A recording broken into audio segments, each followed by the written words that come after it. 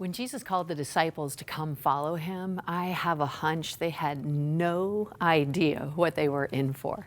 I think they had imagined that it was going to be amazing. They had inclinations that Jesus might be someone more than an average human being. I think they even understood increasingly that he was the Messiah, the one they were expecting. But even what the Messiah was going to be and what the Messiah was going to do was going to blow the disciples' mind.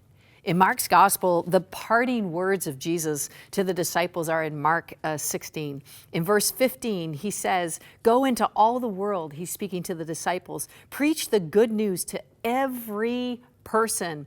Anyone who believes and is baptized will be saved." And this is an invitation for the disciples to think way outside of what they had possibly ever even conceived or imagined. See, the disciples still thought that the word, the salvation the Messiah was going to bring was going to rescue and restore the people of Israel. They didn't realize that the Messiah was going to rescue and restore every person on earth, and he was going to send the disciples to do that.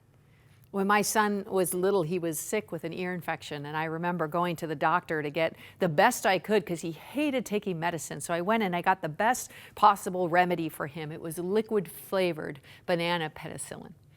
And I remember trying to give it to this kid, and it was impossible. He was like, "No way, no way." He was struggling against it. And finally, I had to resort to what every single loving, kind, gracious mother resorts to on the planet. I had to hold that little guy down.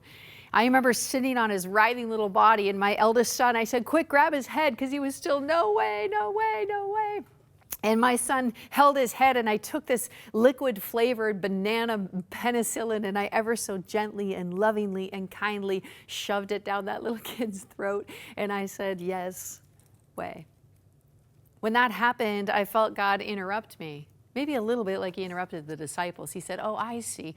You do your salvation like you do your medicine." I said, "What do you mean?" He said, "Well, it's not the quality that's the problem. It's the quantity that's the problem.